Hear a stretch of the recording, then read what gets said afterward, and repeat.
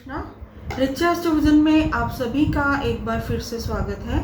आज हम बात करने वाले हैं कि बर्थ चार्ट के एनालिसिस से हम ये किस तरह से जान सकते हैं कि जो नेटिव है वो शेयर मार्केट से रिलेटेड बिजनेस में कितना सक्सेसफुल हो सकता है। देखिए, शेयर मार्केट हमें बताता है कि जो देश की इकोनॉमी है वो कितनी स्ट्रांग है और अक्सर लोग शेयर मार्केट में पैसा इन्वेस्ट करते हैं प्रॉफिट्स अर्न करने के लिए, लेकिन सभी लोग प्रॉफिट अर्न कर पाएँ ऐसा अक्सर नहीं होता। तो बहुत बार हम ये भी सुनते हैं कि कुछ एक लोगों ने शेयर मार्केट में पैसा इन्वेस्ट किया और कुछ ही समय में वो बिलियनियर बन गए, जबकि दूसरी तरफ कुछ एक लोगों ने अपना सब कुछ दांव पर लगा दिया और उन्होंने सब कुछ गंवा भी दिया। तो क्या वजह है इस तरह की स्थितियों की? तो आइए जानते हैं कि बर्थ चार्ट में ग्रहों और हाउसेस की किस तरह की पोजीशन अगर हो तो नेटिव जो है वो शेयर मार्केट से रिलेटेड बिजनेस में सक्सेसफुल हो सकता है। तो आइए जानते हैं कि किन हाउसेस का एनालिसिस ये जानने के लिए किया जाना बहुत ज़रूरी है कि जो नेटिव है वो शेयर मार्केट से रिलेटेड बिजनेस में कितना सक्सेसफुल हो सकता है। देखिए, सबसे पहले हमें फर्स्ट हाउस का एनालिसिस करना बहुत ज़रूरी है, क्योंकि फर्स्ट हाउस से हम खुद को रिप्रेजेंट करते हैं। फर्स्ट हाउस यानी कि हम स्वयं। तो जो फर्स्ट हाउस है उसको बहुत स्ट्रॉन्ग होना ही चाहिए, क्योंकि अगर हमारा फर्स्ट हाउस स्ट्रॉन्ग है तभी नेटिव में एक तरह से जो रिस्क टेकिंग एबिलिटी हो सकती है, क्योंकि इस तरह के जो बिज़नेस है शेयर मार्केट से रिलेटेड, इसमें नेटिव के अंदर जो है रिस्क टेकिंग एबिलिटी होनी ही चाहिए, तभी वो इस तरह के प्रोफेशन में, इस तरह के बिज़नेस में वो इन्वेस्टमेंट करने की एबिलिटी रख सकता है। तो इसके बाद हम बात करते हैं फिफ्थ हाउस की। देखिए, फिफ्थ हाउस रिप्रेजेंट करता है हमारे पास्ट लाइफ के कर्मास को, जो कि हम इस जन्म में अपने साथ लेकर आते हैं। इसके साथ ही फिफ्थ हाउस जो है वो हमारी क्रिएटिविटी और इंटेलिजेंस को भी रिप्रेजेंट करता है। तो फिफ्थ हाउस का शुभ होना इस संबंध में बहुत ही ज़रूरी है, क्योंकि जो शेयर मार्केट से रिलेटेड बिज़नेस है उसके बारे में जानने के लिए कि नेटिव इसमें कितना सक्सेसफुल हो सकता है, हमें फिफ्थ हाउस का जो एनालिसिस है वो करने की ज़रूरत है। देखिए, जो फिफ्थ हाउस में अगर शुभ ग्रहों की प्लेसमेंट है, जैसे कि बुध, शुक्र या चंद्रमा पॉजिटिवली प्लेस्ड हैं, तो इस बात के चांसेस बढ़ जाते हैं कि जो नेटिव है इस तरह के स्पेकुलेशन से रिलेटेड बिजनेस में जो है वो सक्सेसफुल हो सकता है।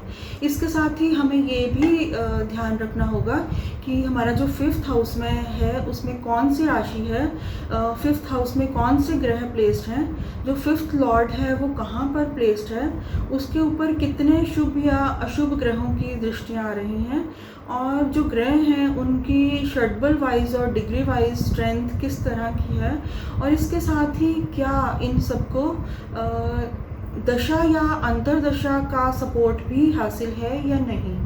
तो यहाँ पर मैं ये कहना चाहूँगी कि अगर फिफ्थ हाउस का लॉर्ड फिफ्थ हाउस में ही प्लेस्ड हो, या फिर जो फिफ्थ लॉर्ड है वो केंद्र या त्रिकोण में प्लेस्ड हो, तो इसे एक पॉजिटिव प्लेसमेंट समझा जाना चाहिए।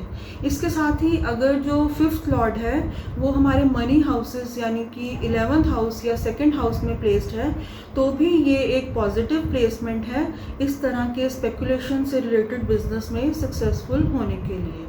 तो इस तरह से जो हमारा फिफ्थ हाउस है उसका शुभ होना बहुत ज़्यादा ज़रूरी है।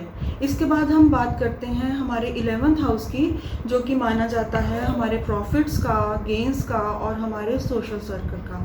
देखिए, जो 11th हाउस है वो हमारे फिफ्थ हाउस के एग्जैक्टली ऑपोजिट है।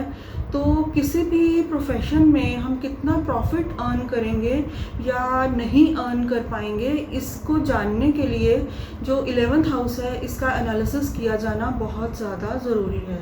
देखिए, 11th हाउस में अगर ग्रहों की प्लेसमेंट जो है वो पॉजिटिव है, उसके ऊपर शुभ ग्रहों की दृष्टि है, या फिर जो 11th लॉर्ड है वो पॉजिटिवली 11th हाउस में ही प्लेस्ड है, या फिर केंद्र त्रिकोण में प्लेस्ड है, या फिर वेल्थ के हाउस जो कि सेकंड हाउस माना जाता है वहाँ पर प्लेस्ड है, तो इसे भी एक बहुत अच्छी प्लेसमेंट माना जा सकता है।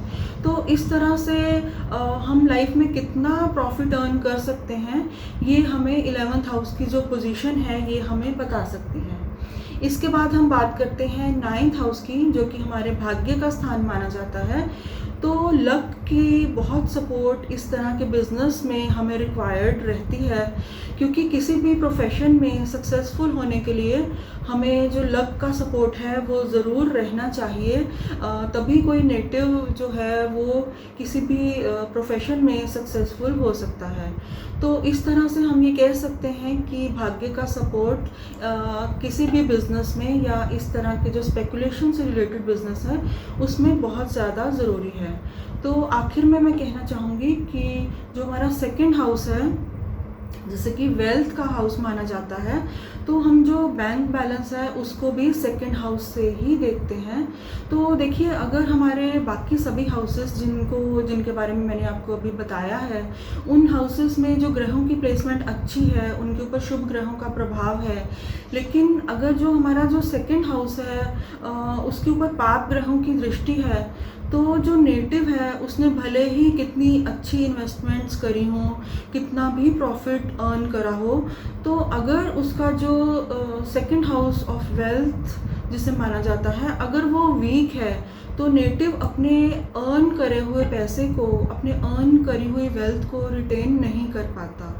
तो इस तरह से जो हमारा सेकंड हाउस है वेल्थ का, जिसे हम बैंक बैलेंस भी देखते हैं इसी हाउस से, तो हमारा जो सेकंड हाउस है उसका स्ट्रॉन्ग होना इस संबंध में बहुत ज़्यादा ज़रूरी है, क्योंकि जो वेल्थ हाउस है वो किसी भी बर्थ चार्ट में जो हम प्रोफेशन की सक्सेस देखते हैं उसके बारे में जानने में एक बहुत ही इम्पॉर्टेंट जो रोल है वो प्ले करता है। इसके साथ मैं ये भी कहना चाहूँगी कि अभी जो मैंने जो हाउसेस मेंशन करे हैं, अगर उन हाउसेस में आपस में राशि परिवर्तन के योग भी बन रहे हैं, तो भी जो नेटिव है उसके जो सक्सेसफुल होने के जो चांसेस हैं वो बहुत ज़्यादा बढ़ जाते हैं इस तरह के प्रोफेशन में।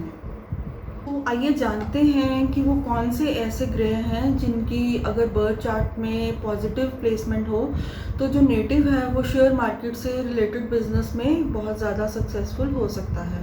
तो सबसे पहले हम बात करते हैं शुक्र ग्रह की।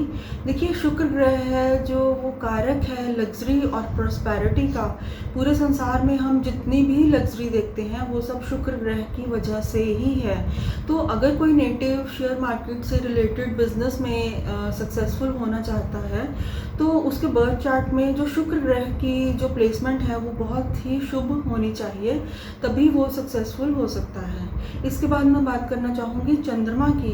देखिए, चंद्रमा एक ऐसा ग्रह है, अगर वो बर्थ चार्ट में पॉजिटिवली प्लेस्ड हो, उसके ऊपर शुभ ग्रहों का प्रभाव हो, तो कारक ग्रहों की दशा या अंतर दशा में जो नेटिव है उसको वो एक तरह से अनलिमिटेड वेल्थ को गेन कर सकता है।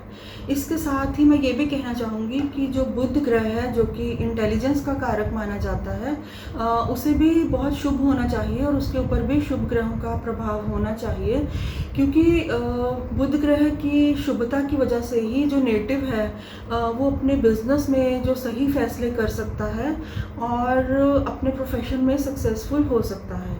इसके बाद मैं बात करना चाहूँगी राहु ग्रह की। देखिए, राहु को ज्योतिष में एक अनएंडिंग डिज़ायर का ग्रह माना जाता है, जो कि नेटिव को लाइफ में बहुत ज़्यादा अप्स एंड डाउन्स भी दे सकता है।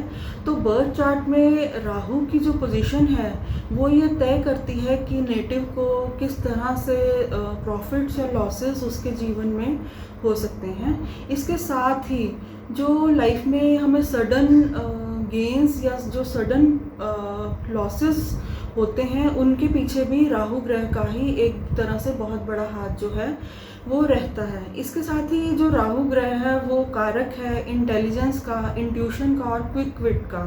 तो ये तीनों ही चीज़ें जो हैं इनकी शेयर मार्केट से रिलेटेड बिजनेस में बहुत ज़्यादा जो है रिक्वायरमेंट वो रहती है। तो इस तरह से जो राहु ग्रह की जो शुभ प्लेसमेंट है हमारे बर्थ चार्ट में, वो हमें शेयर मार्केट से रिलेटेड बिजनेस में अगर दूसरे सभी ग्रह भी सपोर्ट कर रहे हैं तो हमें बहुत ज़्यादा सक्सेसफुल बना सकती है। इसके साथ ही मैं ये भी कहना चाहूँगी कि हमारा जो सेकंड हाउस ऑफ वेल्थ है, जिससे कि हम अपना बैंक बैलेंस का भी को भी देखते हैं, तो अगर सेकंड हाउस में जो राहु ग्रह है वो रोहिणी या फिर स्वाति नक्षत्र में पॉजिटिवली प्लेस्ड है और उसके ऊपर शुभ ग्रहों का भी प्रभाव है, तो जो नेटिव है उसको कारक ग्रहों की दशा या अंतरदशा में एक तरह से जो अनलिमिटेड जो वेल्थ है उसका जो है गेन्स हो सकते हैं। तो इस तरह से बर्थ चार्ट में जो राहु ग्रह की पोजीशन है उसका शुभ होना बहुत ज़्यादा ज़रूरी है इस तरह के बिजनेस में सक्सेसफुल होने के लिए। तो आखिर में मैं बात करना चाहूँगी शनि ग्रह की। देखिए, शनि ग्रह है जो है वो है नेचुरल कारक है हमारे प्रोफेशन का, और इसके साथ ही हमारी लाइफ में हमारे प्रोफेशन में जो रिस्ट्रिक्शंस हैं उसको भी रिप्रेजेंट करता है।